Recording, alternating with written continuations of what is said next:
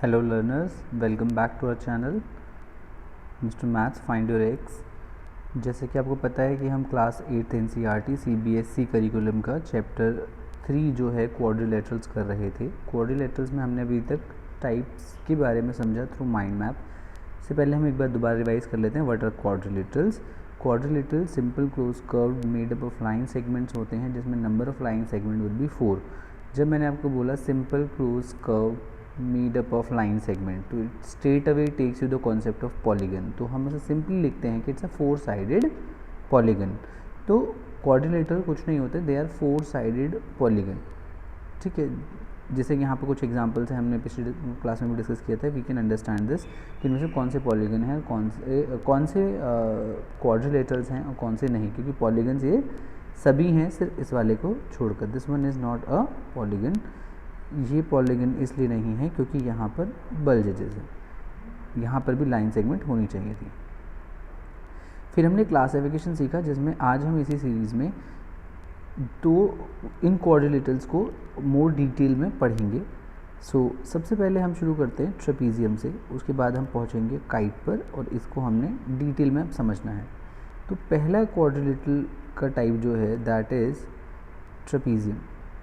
सबसे पहले आपके सामने आता है ट्रेपीजियम। तो हमने पहले भी आपको जब जियोजेब्रा में बना के दिखाया था कि व्हाट आर ट्रेपीजियम। ट्रेपीजियम हम नथिंग क्या होते हैं, क्वाड्रिलेटरल के कोई ऐसे टाइप जहाँ पर one pair of side is parallel. कहने का मतलब अब इस फिगर को अगर आप देखें, this is A B C D is a trapezium. If I say this is a trapezium and this is not a trapezium, तो आप यहाँ पर फिगर आउट कर पाएंगे कि इनमें क्या डिफरेंस है जो इसे ट्रेपीजियम नहीं बनने दे रहा है। तो यस, क्लियरली आप फिगर आउट कर सकते हैं। सबसे पहली चीज़ जो हमें देखनी है कि क्या ये अपने आप में क्वाड्रिलेटरल है या नहीं। Obviously it is a quadrilateral because it has 4 sides, और आप इन चारों साइड्स का नाम भी आसानी से लिख सकते हैं। तो what are those 4 side? 4 sides are A B, then you go to BC, then you go to CD, and then you go to AD. So these are the 4 sides of this quadrilateral. But अगर अब यहाँ ध्यान से देखेंगे तो 1 2 3 4 and this is 5। तो यहाँ हमें क्लियरली पता चल रहा है कि this is not a quadrilateral, तो इसका ट्रेपीजियम होने का कोई मतलब ही नहीं रह जाता। तो ट्रेपीज इस तरीके से हमें फिगर्स को भी समझने में ध्यान देना चाहिए कि हम किस कॉन्सेप्ट से डील कर रहे हैं और हमें किन किन प्रॉपर्टीज़ को ऑब्जर्व करना है। तो सिंगल हैंडेडली ट्रेपीजियम सबसे बेसिक रॉ टाइप। देखिए क्वाड्रिलेटरल का जो सबसे बेसिक और सबसे नोविस से सबसे पहली जो टाइप है दैट इज़ ट्रेपीजियम। उसमें सिर्फ एक कंडीशन आपको हमेशा फॉलो करनी है, that is one pair of side is parallel. One pair of parallel side मतलब one pair of parallel side. अब यहाँ पैरेलल साइड अगर आप चेक करने की कोशिश करें तो पैरेलल साइड की बहुत ब्यूटीफुल चीज़ ये होती है कि इसकी इन दोनों मतलब दो साइड्स को हम पैरेलल तब कहते हैं जब उनके बीच का एंगल थ्रू आउट 90 डिग्री बने। तो देखिए यहाँ पर देखिए, अगर मैं इसको स्ट्रेट रखूँ तो ये थ्रू आउट 90 डिग्री है, कहीं भी चेंज नहीं हो रहा है। ठीक है, so these lines are parallel. और पैरेलल देखने के लिए आप ये भी देख सकते हैं कि अगर आप इन्हें इन्फाइनेटली एक्सटेंड कर रहे हैं इन लाइन सेगमेंट को तो ये कहीं मीट नहीं करेंगे। तो आप थोड़ी देर के लिए अगर ऐसे समझने की कोशिश करें तो this is your A B and हम यहाँ बी सी इसको एक्सटेंड करने की कोशिश करेंगे। ठीक है, तो अगर हम एक्सटेंड करना शुरू करें सी डी को तो आप देखेंगे कि ए बी और सी डी कभी नहीं मिलने वाली हैं, कभी भी नहीं मिलेंगी। these are extended towards infinity and they will never meet. So AB is parallel to CD. तो यहाँ पर जो पेयर पैरेलल है वो है AB is parallel to CD। और ट्रेपीजियम की यही एक क्वालिटी है, यही एक प्रॉपर्टी है जहाँ पर one pair of side is parallel. They may not be equal, they may be equal, that is a different concept, but the major thing which is that these one of pair of side is parallel. यहाँ से हम एक और concept की बात करते हैं trapezium में ही, this is called isosceles ट्रेपीजियम्स।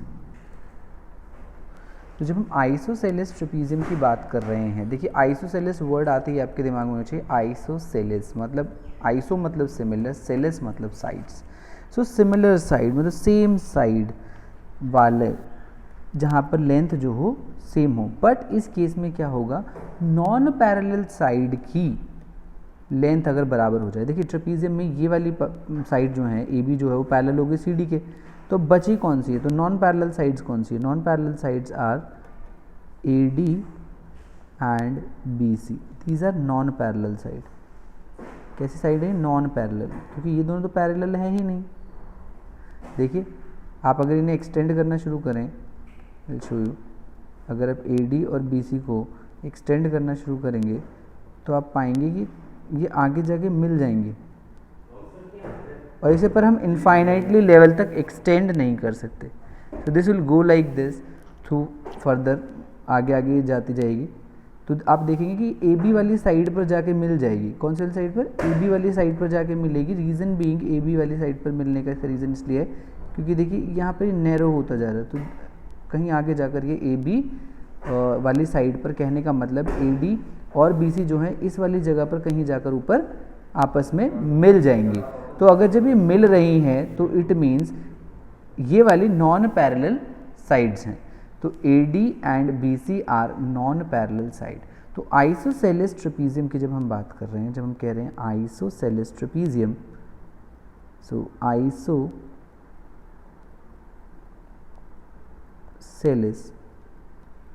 Trapezium means कि वन पेयर तो पैरेलल होना चाहिए, अनदर पेयर जो नॉन पैरेलल साइड्स है, which is non parallel side are of equal length. ठीक है, नॉन पैरेलल साइड है वो इक्वल लेंथ की हो जाए। कहने का मतलब है ए डी जो है, अगर बी सी के किसी ट्रेपीजियम में अगर ए डी और बी सी बराबर हैं, मतलब वन पेयर इक्वल है और दूसरा पेयर पैरेलल है, तो ऐसे ट्रेपीजियम को कहते हैं आइसोसेलेस ट्रेपीजियम। सो ये चीज़ हमेशा ध्यान रखेंगे, आइसोसेलेस ट्रेपीजियम का मतलब non parallel sides are equal. इसके बाद जो नेक्स्ट हमने अपने डायग्राम्स में पढ़ा था, दैट वाज काइट। देखिए काइट बहुत ही ऐसा कॉन्सेप्ट है जो आपने आसपास अपने देखी होगी। आप पतंग उड़ाते हैं तो पतंग को अगर आप ध्यान से देखेंगे, sometimes seems to be square, but जो एक्चुअल लॉन्गर लेंथ वाली होती है, टेल्ड वाली जो काइट होती है, जैसे ये वाली काइट, इस वाले को देखने की कोशिश करेंगे तो आपको काइट जैसा नज़र आएगा, है ना, और यहाँ पर उसकी हम टेल बना दें, ठीक है, और ये उड़ रही है इस तरीके से। So that these are called kites. ठीक है, अब काइट्स का हम समझ लेते हैं, काइट्स किन्हें हम कहते हैं। There are exactly two distinct consecutive pair of sides of equal length, मतलब दो डिस्टिंक्ट consecutive pairs, दो different consecutive pairs of sides जिनकी लेंथ हो इक्वल। अब आप ध्यान से इस फिगर को देखिए कि figure 1 and this is figure 2। अगर इन दोनों में डिफरेंस अगर आप देखने की कोशिश करें तो आप जान पाएंगे कि इन दोनों में डिफरेंस क्या है। और इन दोनों में से अगर मैं कहूँ कि आपसे फर्स्ट जो है हम उसे काइट कहेंगे, सेकंड काइट नहीं है, तो आप ऑब्जर्व करेंगे जहाँ पर जो डिफरेंस इन दोनों में है, यहाँ पर नियरली सारी साइड्स जो हैं वो बराबर हैं, ये चारों साइड्स बराबर हैं। बट ट्रेपीजियम के केस में क्या होता है, टू डिस्टिंक्ट कॉन्जिक्यूटिव पेयर्स, मतलब देखिए ये इसका कॉन्जिक्यूटिव कौन है, ये वाली साइड, ठीक है, और इस वाली साइड की कॉन्जिक्यूटिव साइड कौन है, ये मतलब पड़ोसी, जस्ट नेक्स्ट वाली, ठीक है ना। ये दोनों भी आपस में एक दूसरे के लिए कॉन्जिक्यूटिव है। बट जब हम काइट की बात कर रहे हैं, we are trying to find a pair, consecutive sides का पेयर जो आपस में बराबर हैं। जैसे ये दोनों कॉन्जिक्यूटिव हैं और बराबर भी हैं, देखने की कोशिश करें।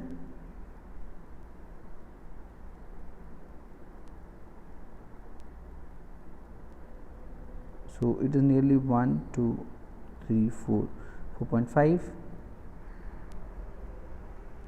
it is also near about same 4.5, 1 2 3 4 4.5। So nearly 4.5 unit की है, ये वाली भी और ये भी। अब नीचे वाली को देखने की कोशिश करते हैं। Approximately 3, this is approximately 3। तो देखा आपने, तो this is 3 centimetre, this is also 3 centimetre, this is 4.5 centimetre, this is also 4.5 centimetre. So this is kite. इसे कहते हैं काइट, जहाँ पर हमें दो पेयर्स मिले ऐसी साइड्स के, कॉन्जिक्यूटिव साइड्स के, जो आपस में इक्वल हैं। तो two distinct consecutive pair of sides of equal length. तो ये पहला पेयर है, एक पेयर तो हमने ढूंढ लिया, दूसरा पेयर हमें दिख रहा है ये वाला, this one is the second pair. तो यहाँ पर आप क्या देख पाए, अगर ए बी सी डी एक क्वाड्रिलेटरल, तो आपने देखा कि ए बी जो है वो ए डी के बराबर है एंड सी डी जो है वो सी बी के बराबर है। तो ये से बोलते हैं हम काइट। काइट को अगर आप ध्यान से देखिए, ऐसा क्यों होता है कि काइट में, ये देखिए आप कॉन्ग्रुएंसी पढ़कर आ चुके हैं,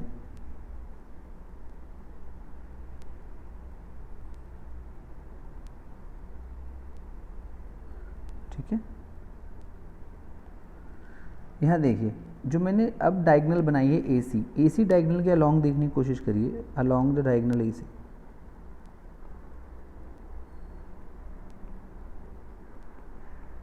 you can see triangle ADC। तो ट्राइंगल ADC आपको एक तो नज़र आ रहा है, एंड दूसरा देखिए ABC।